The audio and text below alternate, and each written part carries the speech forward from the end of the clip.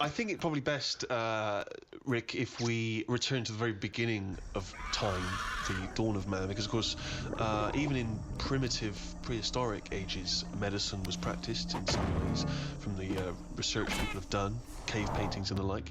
Karl, I wonder if you would just give us your initial thoughts on, the medicine of the ancient world. You sound like you haven't studied it, or you're being... You're being modest. You're being modest? Never really thought about it. I know that Tutankhamun, he died of having a knee injury. So they didn't have that much medicine knocking about back then. Right, where do you get this information from? It sounds vague. He came off a chariot. They're dangerous things. He came off a chariot? Honestly. You're going to make yourself look daft here, because that's what happened. Imagine that. In a room with Karl Pilkington, we make ourselves look daft. That would be incredible. Shall we move on to the ancient world in terms of Egyptians, the Greeks, the Romans, of course, because they made huge advances, particularly the Romans, who understood, of course, the importance of sanitation. You know, famously, their streets were clean. Yeah. Don't you think that if we hadn't have cleaned up as much, that, I don't know, we'd be stronger? What? Well, I know what you mean. Yeah, they say let your kids eat dirt. Yeah, of course. Well, that's exactly what immunisation is, giving you a bit. Yeah, but it's gone mental now. Whenever a baby's born, he's drugged out of his eyeballs. It's only about a week old. They're giving it all sorts of shots. Like what? Loads of stuff for whooping cough. Yeah, you don't want whooping cough. Tutankhamun could have died of whooping cough. No, but did you give it loads of stuff, and now it's like I don't know. It's making us weak.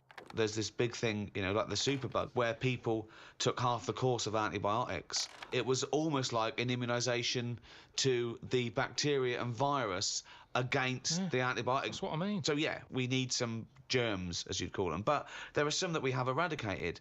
I mean, I think it was in our lifetime that they eradicated smallpox from the world. There are rumours, of course, that both Russia and America still have the smallpox virus under lock and key, which they could theoretically breed and use in a chemical warfare situation. Well, there was a bit of a scandal a few years ago, I think 10 years ago, where in a university laboratory, someone came across a marked yoghurt pot in deep freeze that had smallpox in it. When you say it was marked, was it like someone's put their name on it because they don't want someone to eat their smallpox yogurt? No, I think they looked into it, and it was the deep frozen smallpox virus. What I mean is, it's under lock and key or frozen at minus 200 degrees centigrade. Why? Under lock and key and all that. It's not good enough. Get rid of it. Why are they keeping a little tub of smallpox knocking about? Well, are they not meant to be? Well, that's a lesson. What's he doing there in the first place? To me, that's like in James Bond, where they don't kill him when they have the chance. He's always that little thing of, let's play with danger, let's keep a bit. Yeah, well, it's probably next to AIDS in the Chiara bottle. I don't understand why you'd store that. Well, there's probably a presumption, it's probably an overhang from the Cold War, where people were thinking, well, listen, what if Russia's still got some smallpox? We better hang on to some smallpox. It's just clutter, though, as well, isn't it? You see, we're obsessed with keeping stuff. And it's the same with germs. We can't even say, get rid of that, we won't be needing it. Smallpox, we'll keep it just in case, get rid of it. We've got this obsession thing again. It's saving everything. You say that, but of course, famously Alexander Fleming discovered what may be the most important breakthrough of the 20th century, which was the first antibiotic, I think, in 1928. And he discovered that because he left a bit of old bread out for a while and it went all mouldy in his kitchen. And he thought, oh, what's that? Oh, let's have a look. Like I've said to you before, it's down to him being scruffy more than anything. It just seems like there's a lot of scruffy kitchens around. But think if his cleaner had come in and gone, oh, Mr. Fleming, you disgust me, you fucking filthy scruffy cunt. I'm going to throw all this bread away. He's going to go, Maud, what'd you do with that old bread I left out? It'd gone green, sir, so I chucked it away. Oh, Maud, you dopey fucking slut. You've just caused millions and millions of people to die. Keep out of my fucking kitchen. I know, but don't put it there. It's the same way smallpox in a yogurt pot. It's in a yogurt pot. Wow. You're asking for trouble. But what if Maud had come in and thrown that away? Again? He couldn't shout at her. She's doing a job. I'd be annoyed if it was still there.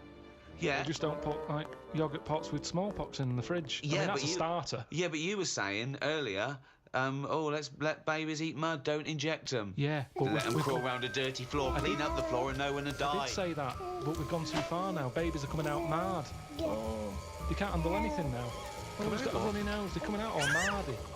All Get ill. mardy? Yeah, they get ill easy. Because they're not tough babies anymore. We're ending up with a load of weak people who need looking after all the time. That costs a lot of money. And they can't do anything. They're useless. Now, that doesn't happen in other nature. If a little weak bird is born, you see Bill Oddie saying that won't last. He says that won't last a week. And he's right. You watch it and he says, oh, that third baby that came out, it died. And But he what's was right. your point, Karl? That modern medicine, which can help people live to the age of 75, 80, that it shouldn't be doing that? It should let people just die off? Well, here's something, right? The estate that I grew up on, there's a woman there. Yeah. Scruffy Sandra. I like her already. Oh, it's great. It's so descriptive. Now- She had no chance, even if she cleaned up her act. Yeah. She'd come in looking like Pretty Woman. You go, all right, Scruffy. No, What's the point? What is the point? So the thing is, she used to always get on these buses called dialer rides that were sort of like posh taxis. You could call for one, it'd come round to your house, Yeah. and it would pick you up and you'd pay like 50p. But it you would were pick like- up a bunch of other people as well. Yeah, on the way. So it would take ages to what get a to where you nightmare go. that is. No, it's good though. It's kind of a bit of a day out. Old people used to love it because you'd get to see things. Right. And you'd hear a call coming in on the radio that Scruffy Sandra's being picked up. Oh God! And she'd always have loads of bin bags with her for some reason. Now the thing is, Well, she sounds clean. she stunk. Well, she's taken out the Was bin she bag, though. homeless? No, she wasn't homeless. No, she used to she just didn't bath and that. She just stunk. But the weird thing is, Why do they call her Stinky Sandra? she never was ill. Right. People didn't sit next to her Yeah. because she stunk. Yeah. Now, because of that, anyone who might have had a bit of flu or a cold never sat next to Scruffy Sandra Right. because she stunk. But that was good. That was like a protection thing for her because she knew that because she stunk, no one wants to sit next to her. She wouldn't pick up the germ. Right. No, but this is quite... Your point is, in order to fend off illness, you have to not bathe. And so you stink. So you're saying that it wasn't that she'd built up an immunity, it was that she stank so much that flu wouldn't come near her. This be is a lot such of a you. specific example. It's not applicable in any other scenario. There's always colds, there's always flu. It's whether your immunity is good or bad. That's interesting, isn't it, that more sort of colds are spread through shaking hands than people, just taking in the air. That's why some sort of germaphobes don't even shake hands anymore. Yeah, well, that's going too far because they're going to die or something.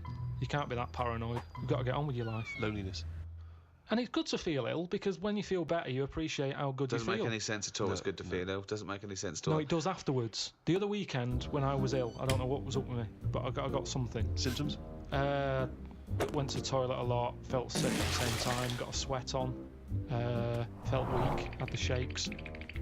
Just a bug, yeah. Lasted probably about 24 hours. After that 24 hours, you go, oh, I feel good again. It's nice to feel good again. And it makes you appreciate how good you feel. Now, sometimes I don't know if I feel well. It doesn't make any sense at all either. What do you mean sometimes you don't know whether you feel well? Because I've been in my body for years. Here he goes again. Go on, yeah. Here he goes again. Now, the two minds. If there was some sort of kit that the doctor said, how are you feeling, Mr. Pilkington? And I go, oh, I think I feel all right. And they go, well, do you? Yeah, I don't know. And they go, well, step into the machine, right?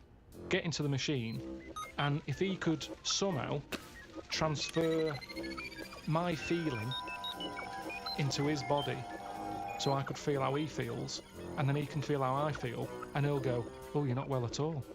Your heartbeat's irregular for a start. You're a maniac. This is... I No. don't know what's going on here. Because- Why don't you you just get used- accept that if you feel well, Because you don't know if you Hang feel on, let's well. get this machine built. Sorry, why are people bothering studying AIDS? We've got to get this machine built. Listen, this machine could do a lot of good if they could do it. Why? Because some people, you hear about people who go, oh, I think I've got a bit of wind. Before you know it, they drop down dead. Right? Because they didn't know. They just, well, didn't Mr. Jones have a sweat on, Mrs. Jones, before? Oh, yeah, he did, but he always had a sweat on. Well, didn't it bother him? No, he was used to it. Happened for years. Why didn't you come in? Oh, So, he and felt what would all the right. machine do again? The machine would make my doctor feel like me. So because there's too Mr. many ill Jones went to the people. doctor and said, "Oh, I've got a sweat on," right? Right, so he'd go, well, I'll tell you what, get in the machine. So Mr. Jones gets in the machine. Yeah. The doctor hits the button. Mr. Jones gets into the doctor. The doctor goes, "You have got a sweat on. I'm familiar with this because I had a fella in the other day with a similar thing. Take 3 of these."